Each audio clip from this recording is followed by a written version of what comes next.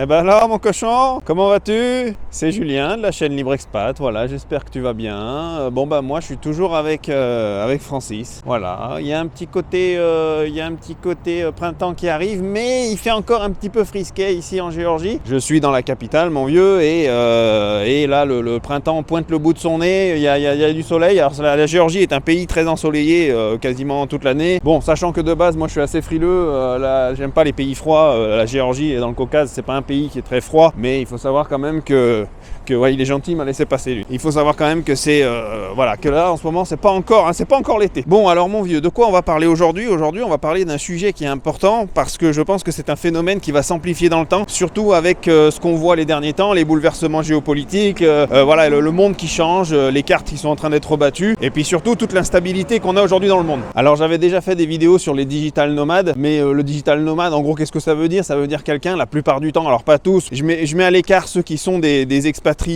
qui vont travailler pour d'autres sociétés à l'étranger. Pour moi ça reste des esclaves en fait, tu vois, c'est-à-dire qu'ils vivent à l'étranger mais ils sont quand même encadrés par le système, donc là ça je les mets à l'écart. Mais les vrais digital nomades on va dire entre guillemets, on appelle ça comme ça mais on pourrait trouver un autre nom, on pourrait très bien dire voilà c'est des sortes de voyageurs perpétuels ou alors pas forcément toujours perpétuels, parce que aussi on met souvent les digital nomades dans la case de ceux qui vont s'installer dans des pays pendant quelques années puis après ils changent au gré du vent selon leurs envies. Moi je fais peut-être plutôt partie de ceux-là, tu vois, je reste en général plusieurs années dans un pays, tout ce que je fais et tout ce que je mets en place dans ma vie, je le mets en place de façon toujours stratégique et pensée, parce que justement on va en parler, digital nomade c'est bien, mais digital nomade légal c'est mieux mon vieux. Je vais t'expliquer un peu mon cochon. Mais pour revenir à ce que je disais, donc les digital nomades en gros voilà, pour moi c'est vraiment, si on englobe, c'est ceux qui vraiment ont une activité en ligne, ils peuvent aller vivre où ils veulent, et donc forcément ils vont pas rester dans des pays communistes qui les plument jusqu'à la moelle. Donc évidemment dès qu'ils commencent à faire des ronds dans un pays socialiste communiste, comme la France, le Canada, la Belgique, etc. Enfin voilà, tous les pays surendettés occidentaux quoi. Le mec qui a lancé son activité en ligne, avant il était socialiste gaucho. Et puis dès qu'il a commencé à faire des ronds, il a basculé un petit peu à droite, il a dit tiens,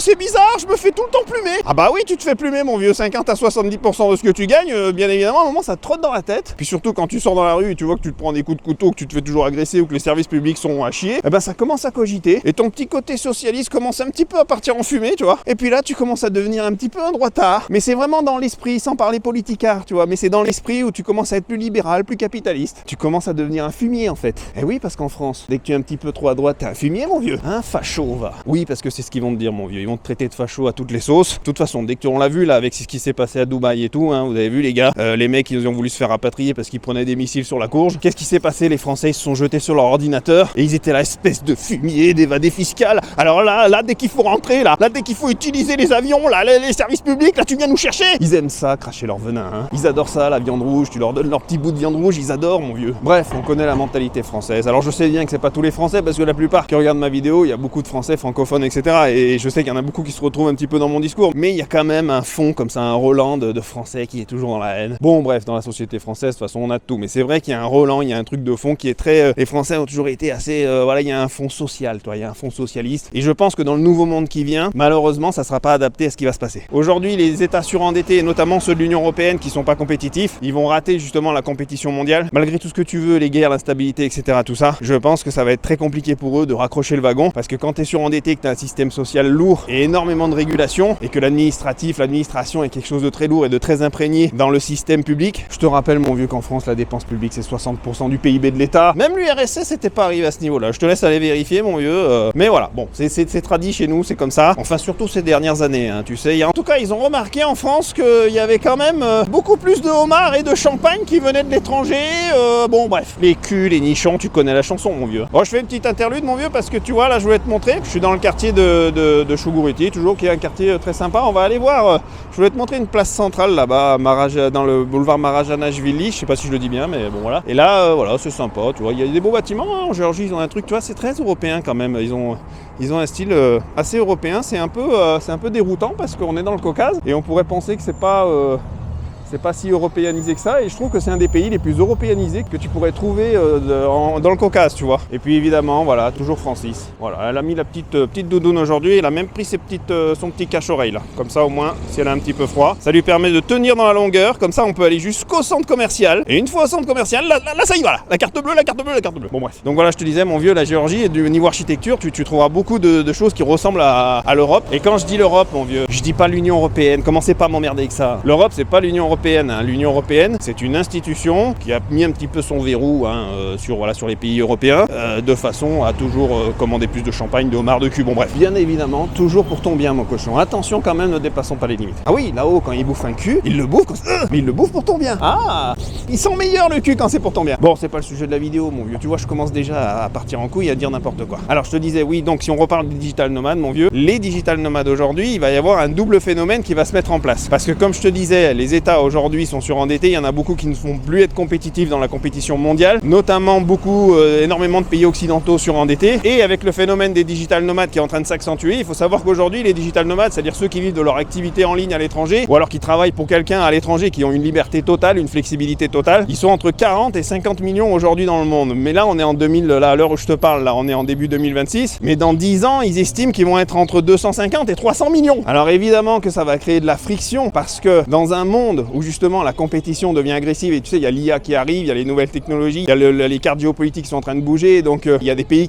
aujourd'hui, des pays occidentaux surendettés qui ne font plus de croissance, qui sont devenus des vieux musées, mais ils n'ont plus vraiment une productivité qui leur permet aujourd'hui d'être compétitifs par rapport aux autres pays dans le monde, et notamment à tout l'arc eurasien là, qui est en train d'exploser, toute la partie Asie, Inde, Russie, et puis il y a les Américains qui sortent leur épingle du jeu, parce que de toute façon, eux, ils sont numéro 1 aujourd'hui sur la partie IA, quoi, intelligence artificielle, et donc ils vont décupler leur productivité. Et bien forcément, mon vieux, ça va créer de la friction, parce que les digital nomades, ceux qui gagnent leur vie aujourd'hui en ligne et qui ont les moyens de se tirer justement des pays communistes qui veulent les castrer et leur piquer tout leur pognon, qu'est-ce qu'ils vont faire? Ils vont aller se tirer. Ils vont chercher justement à pas finir dans des goulags socialistes, et ils vont décider d'aller vadrouiller à droite à gauche et justement de changer leur résidence fiscale ou en tout cas de vivre à l'étranger pour justement optimiser leur imposition, etc. Je te fais encore une petite parenthèse, mon vieux, parce que cette place c'est très joli. Là on est on est sur le boulevard qui est un des boulevards le long de la rivière Koura, boulevard Marjanishvili, voilà, c'est là je l'ai bien dit, voilà. Et bah tu vois, elle est vachement jolie, cette place elle est très jolie, tu vois, là c'est des bâtiments qui sont super sympas, c'est très mignon, hein, tu vois. Et puis le boulevard il est long là-bas, il va très loin comme ça, tu vois, et tu vas venir avec moi, on va y aller tranquillement, mon vieux. Et puis je vais te montrer mon sgeg, mais ça sera en exclusivité, hein, tu vois, ça va bien se passer. Ah mais tu vois, c'est vachement joli, hein, c'est sympathique. Donc il y a un petit côté, puis c'est joli avec les petits pavés là, il y a un petit côté, à Sofia il y avait souvent des pavés comme ça, tu sais que j'ai vécu en Bulgarie, mon vieux, moi j'aimais bien. Bon bref mon vieux, voilà, tu vas visiter un petit peu avec moi en même temps qu'on marche, et tu vas comprendre que c'est Saint-Patrick ici, qu'il y a des bonnes choses aussi à vivre en dehors de ton petit cocon là, de Roubaix, de Clermont-Ferrand ou de Montélimar. Il y a d'autres choses dans la vie, mon vieux. Alors pour revenir à ce que je disais, mon vieux, effectivement la tendance aujourd'hui des digital nomades va exploser. Effectivement, il va y avoir de plus en plus de gens dans les années à venir qui vont d'ailleurs, la croissance dernièrement montre qu'il y a une explosion, il y a un boom des gens qui gagnent leur vie en ligne et donc qui vont vivre à l'étranger parce qu'ils ont compris aujourd'hui qu'il faut mener une vie plus agile, flexible, mobile, justement pour pouvoir toujours plus vivre une vie de qualité, même s'enrichir, même si le mot ne plaît pas, mais c'est vrai, c'est aussi tu pars à l'étranger pour avoir une meilleure qualité de vie, faire un arbitrage, un géo-arbitrage entre ton coût de la vie sur place et ce que tu gagnes vraiment avec ton activité en ligne. Et donc ça passe aussi par l'optimisation fiscale évidemment. Mais comme je te dis, mon vieux, dans un monde de bouleversement géopolitique et dans un monde où les États, notamment surendettés occidentaux aujourd'hui, vont avoir besoin de remplir les caisses, ça va pas se passer toujours comme on le croit. Ils vont pas forcément laisser partir le gâteau comme ça, et on le voit aujourd'hui. La seule solution aujourd'hui qu'ils ont, c'est de renforcer finalement le contrôle, c'est d'entraver les libertés, c'est de réguler toujours plus pour justement faire en sorte que les capitaux ne sortent pas du pays. Et donc aujourd'hui, on le voit bien, il y a vraiment un resserrement qui est en train de se mettre en place. Alors si on prend l'exemple de la France, on le voit avec les zig-tax, notamment aussi le débat qu'il y a eu sur l'impôt sur la nationalité, etc. Tout ça, c'est fait justement pour éviter la fuite des capitaux. C'est pour dissuader de partir aujourd'hui, de quitter le pays. Ils savent très bien qu'aujourd'hui, ce qu'on appelle l'internet, si tu veux, le monde dématérialisé, ça permet aujourd'hui que si tu as ton activité, ton business en ligne, tu peux plier les gaules rapidement, tu vois. Et puis en plus aujourd'hui, avec tout ce qu'on a, les outils qu'on peut avoir aujourd'hui qui nous permettent de débancariser facilement, tu peux emmener ton patrimoine à l'étranger en un clic comme ça. Et ça, mon vieux, tu doutes bien que ça leur va pas, ça. Et donc c'est ce qu'on voit. On voit que les États sont en train de resserrer la vis, et notamment ils s'organisent entre eux. C'est ce qu'on voit aussi au sein de l'Union européenne, quand on voit qu'en Union européenne aujourd'hui, si vous regardez bien, les États ils s'organisent entre eux. C'est pour ça qu'ils créent toute cette technostructure de façon à harmoniser, tu vois, tout le bordel, que tout le monde soit égalitaire, notamment quand on parle d'harmonie fiscale, de fin du dumping fiscal, et tous les outils de contrôle qui sont associés, le CIRS, l'AML, DAC8, DAC6, etc. C'est pour contrôler tous les capitaux et faire en sorte que tout le monde soit un petit peu logé à la même enseigne, pour pas qu'il y ait forcément certains pays qui essayent de mettre en place des outils agressifs fiscalement, de façon, eux, à attirer les capitaux et donc automatiquement à créer de la concurrence déloyale. Donc qu'est-ce que ça te montre tout ça? Ça te montre une chose, mon vieux, qu'il faut que tu comprennes, il faut que tu prennes de la hauteur. Les États restent des États, et les États fonctionnent comme un éleveur avec du bétail. Ils vont faire en sorte que tu restes toujours dans l'enclos. Bien évidemment, ils vont t'amuser avec droite, gauche, etc. tout ça, mais ils auront toujours le même fonctionnement. Ils fonctionnent toujours pareil. Comme tu vois, ils peuvent se coaliser entre eux. Peu importe, des États de droite vont coaliser avec des États de gauche, etc. tout ça, au nom justement de l'égalité, de façon à ce que ça les favorise tous et qu'il n'y en a pas un qui soit lésé. S'ils s'organisent entre eux, justement, ça leur permet que quand bien même tu as une activité en ligne et que tu veux te barrer dans un autre pays de l'UE aujourd'hui, et finalement, si tout est harmonisé, tu vas te dire, autant finalement rester, je sais pas, moi en France, en Italie, machin, etc., que plutôt d'aller en Hongrie, en Slovaquie, etc. Donc ils s'organisent entre eux, ils fonctionnent tous de la même manière, que ce soit de droite ou de gauche. Donc je voudrais que tu prennes de la hauteur avec ça, parce que ce débat politique, c'est juste un chiffon pour vous amuser, mais ça n'a aucune espèce d'incidence sur la finalité et la raison de vivre et de subsister qu'a un État, mon vieux, parce que sa raison de vivre et de subsister, c'est toi, mon vieux, qu'il soit de droite ou de gauche, il va tout faire pour que tu restes dans l'enclos, mon vieux, quoi qu'il arrive. Donc déjà, arrêtez de vous foutre sur la gueule avec ça, droite, gauche, machin, ouais, j'en vois bien, hein. Ils sont là, ouais, 2027, je sais pas quoi, machin. Les gars, je vous ai déjà dit, vous pouvez très bien aller dans tous les pays du monde que vous voulez, droite, gauche, etc. Les États fonctionnent toujours de la même manière, et d'ailleurs, on le voit bien aujourd'hui avec tout le bouleversement géopolitique qu'il y a. Un pays, s'il veut, un moment, toi tu vas dire, super, je vais aller m'installer dans un autre pays, tu y vas, et puis d'un coup, le gouvernement change, d'un coup, il décide de changer les lois à leur guise, il décide d'augmenter les impôts, il décide de foutre des exit tax dans un monde où justement les États vont avoir besoin de remplir les caisses. Qu'est-ce qui va se passer? Il va se passer justement ce genre de situation encore plus souvent aujourd'hui, et encore plus quand c'est le merdier économique mondial. Alors évidemment, ça va créer un autre effet qui est très sympa, évidemment, parce qu'il va y avoir des États qui vont devoir justement aussi s'aligner au niveau de l'attractivité, mais ça c'est ceux qui auront mieux géré leur budget. Bien évidemment, alors là, c'est ce que je te dis, mieux gérer leur budget, ça veut pas dire que c'est la France. La Belgique ou le Canada ou compagnie, mon vieux, ce que tu sais, eux, ils ont commandé du champagne, des homards et des culs pendant bien trop longtemps. Mais il y a encore aujourd'hui beaucoup de pays dans le monde qui ont bien géré leur budget jusqu'ici et qui eux vont chercher à attirer les capitaux. Mais ceux qui ont bouffé trop de champagne et de cul, là, ils voient bien que le champagne se raréfie, ils voient bien que le caviar il arrive, finalement on leur dit non mais c'est du caviar en fait, c'est des crevettes éclatées. Et là tu te fous de ma gueule, c'est pas du caviar, moi j'en ai bouffé pendant 40 ans. Et là ils s'en prennent à qui, mon vieux? Ils s'en prennent aux gueux, mon vieux, ils disent tu vas payer mon caviar, espèce de fumier. Ils s'en prennent aux gueux du peuple, mon vieux, parce que justement il faut les faire raquer pour payer toujours plus le caviar. La seule source d'approvisionnement d'un État et sa seule raison de subsister et d'exister, c'est le peuple. Le peuple il est solvable, tu sais, on nous appelait avant l'impôt éternel, enfin on nous appelle toujours d'ailleurs, on nous appelle l'impôt éternel. Les États nous appellent l'impôt éternel. Pourquoi on nous appelle comme ça? Parce que en fait t'as un impôt éternel, dans le sens où toi tu vis, tu payes tes impôts, machin, etc. dans un pays, puis après tes enfants ils naissent, toi tu meurs, et puis eux quand ils naissent ils payent aussi l'impôt, etc. Le peuple est un impôt éternel, un impôt continu comme ça. Donc l'État lui il fait jamais faillite, mon vieux. Il peut faire faillite à un instant T, mais c'est toujours le peuple qui paye l'addition. Quand je dis l'addition, ça peut être économique, social, le chaos, etc. La révolution. Mais il y a toujours un prix à payer, et le prix à payer c'est toujours le peuple qui le paye. Donc dans un monde de bouleversement géopolitique, dans un monde où la pression fiscale va augmenter sans cesse, dans un monde où le contrôle des individus, des capitaux va s'intensifier, parce que c'est ce qu'on voit déjà aujourd'hui arriver. Je t'en ai parlé justement avec la technostructure de l'UE, mais t'as d'autres trucs, t'as l'OCDE, le G20, le G28, le G mal au cul et compagnie, mon vieux. Ton rôle à toi en tant que petit plancton, en tant que misérable fourmi que tu es, espèce de mollusque invertébré, ton rôle n'est pas aujourd'hui de choisir le meilleur pays du monde ou quoi que ce soit, puisque je t'ai dit, tous les États fonctionnent pareil. Si aujourd'hui t'as la chance de gagner ta vie en ligne, d'avoir une activité 100% en ligne, t'as déjà un train d'avance, mais il faut que tu réfléchisses plus malin que ça. Il ne faut pas que tu cherches aujourd'hui le meilleur pays où t'installer, puisque encore une fois je t'ai dit, voilà, les États fonctionnent tous pareil, et du jour au lendemain ça peut changer, on le voit aujourd'hui d'ailleurs avec tout le merdier qu'il y a, la géopolitique et puis toutes les guerres et tout. Si tu veux te rendre invulnérable, il va falloir que tu réfléchisses autrement. La réponse à la question n'est effectivement pas de choisir le meilleur pays, parce que tout change comme je t'ai dit. La réponse c'est aujourd'hui de te construire un système de vie, un écosystème, une architecture de vie personnelle et professionnelle dans laquelle tu vas limiter ta dépendance à un État, dans laquelle tu vas faire en sorte de ne plus dépendre d'aucun État. Légalement, ça se fait aujourd'hui, ça existe. Il y a des moyens d'optimiser. Si tu comprends le jeu des règles internationales, tu vas pouvoir t'en servir comme levier justement pour pouvoir mener une vie 100% agile, flexible, mobile et te créer un setup international autour de toi qui faille que tu lisses la surface d'attaque des États sur toi. Est-ce que tu comprends ce que je te dis? Arrête de regarder les culs et les nichons partout. C'est très important ce que je te dis là, mon cochon. C'est vital. Et c'est ce qui va faire toute la différence entre ceux qui seront libres et prospères demain et ceux qui seront des esclaves ou coincés dans le nouveau merdier qui nous attend, les gars. Ah, c'est vachement sympathique, hein, regarde là, mon vieux. Ah, c'est joli, moi j'aime bien ce petit boulevard, il est joli. Alors le Chougouriti, c'est un quartier qui est très vieux, très ancien, qui a été construit par les Allemands à l'époque. Et puis voilà, j'en sais pas forcément plus, mais c'est très sympa, c'est très sympathique.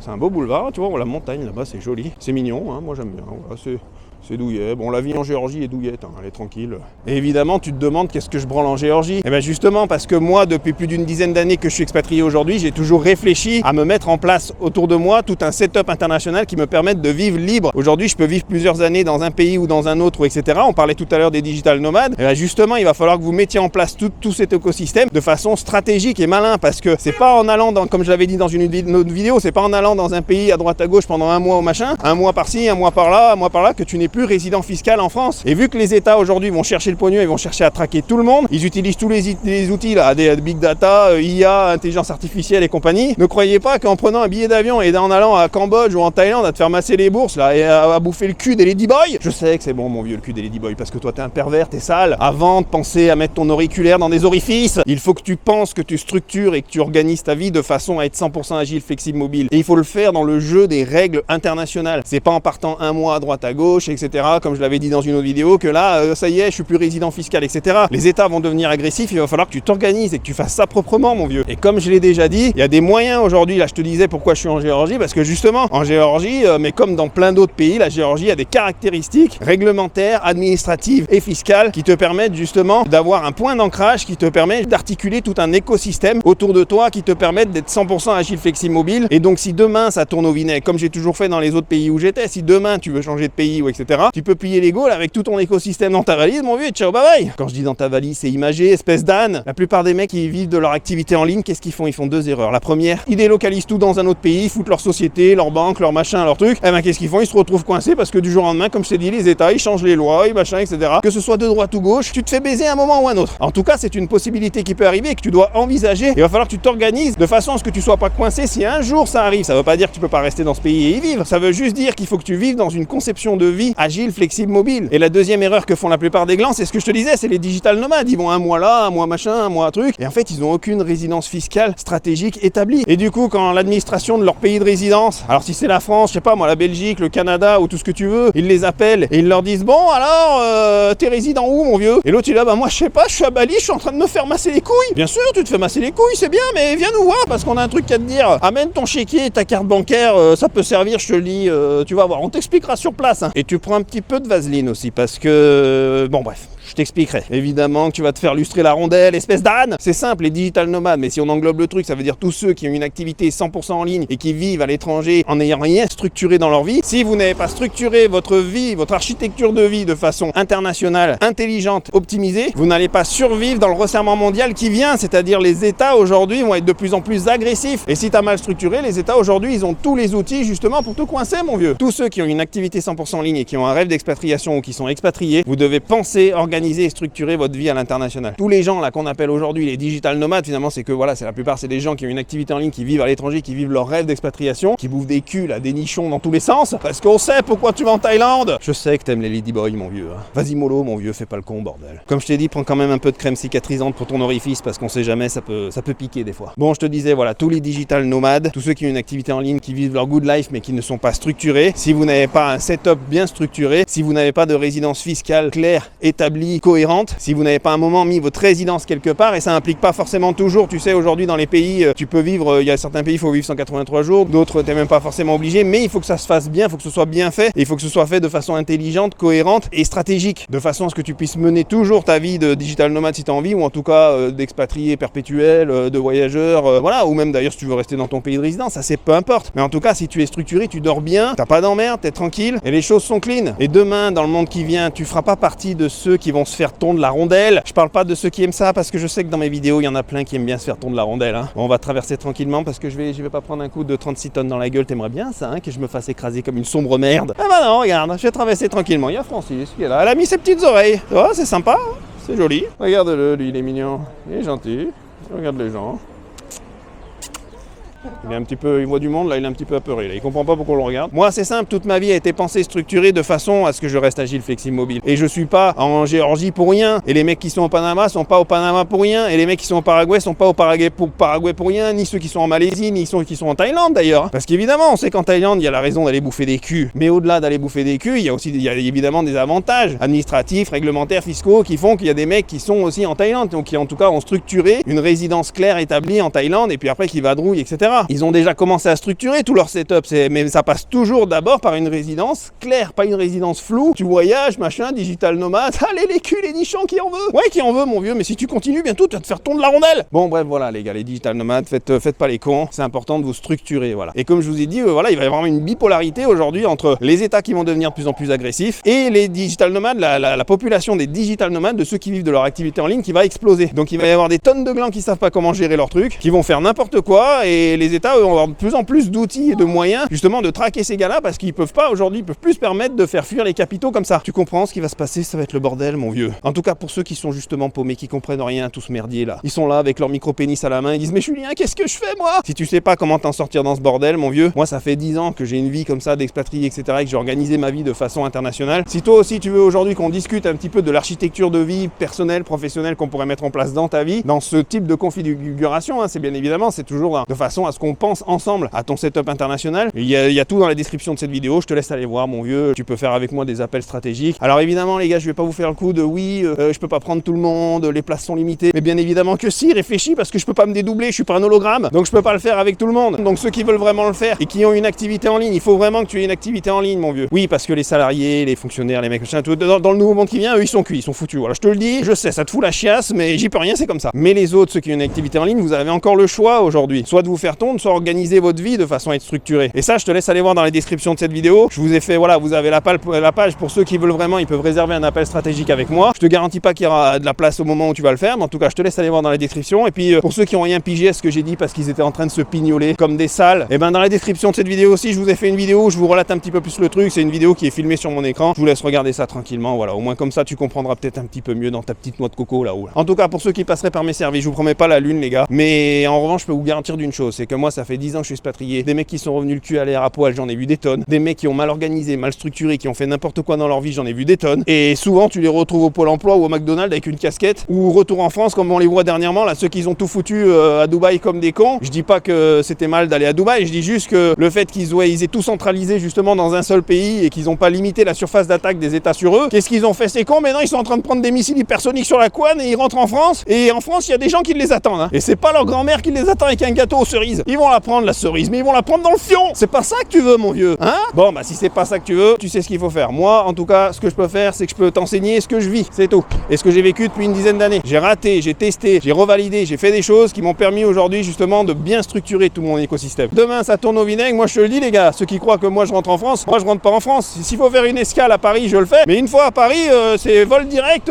Je me tire ailleurs dans un autre pays parce que justement, j'ai tout mon setup international qui est déjà paramétré aujourd'hui. Voilà, mon vieux. En tout cas, j'espère que cette petite vidéo t'a plu. Bon, je sais pas, on va rentrer avec Francis et puis on va manger des saucisses. Je sais pas, j'avais envie de dire qu'on va manger des saucisses. Ça n'a strictement aucun sens, hein, parce que je suis pas un gros mangeur de saucisses, mais bon. J'espère que cette petite balade t'a plu, que c'était joli, voilà, dans le quartier de Chougoureti. Et pour ceux justement qui seraient intéressés par la Géorgie, les gars, bah, je vous le dis, la Géorgie aujourd'hui, elle peut faire partie justement de tout l'écosystème dont je te parlais tout à l'heure, parce qu'elle va s'imbriquer de façon fiscale et stratégique dans votre plan de structuration pour vivre une vie 100% agile, flexible, mobile, mon cochon. Eh oui, mon vieux. Et puis c'est toujours sympa quand même d'être là. Moi, je suis heureux en Géorgie, tu sais, je choisis aussi des pays par le feeling, hein. Quand j'y vais, si vraiment ça me plaît pas, je sais qu'aujourd'hui il y a plein d'autres options qui existent, mais comme j'ai déjà expliqué dans d'autres vidéos, c'est pas le sujet aujourd'hui, on en refera d'autres sur la Géorgie. Et ben il y a plein de, voilà, tu peux aujourd'hui vivre une vie super en Géorgie, c'est vachement sympathique. Tu vois, on est revenu à l'endroit où on était tout à l'heure, sur cette petite lueur de soleil brumée derrière les nuages, et puis voilà, mon vieux. Et puis il y a Francis qui vous dit à très bientôt dans la prochaine vidéo.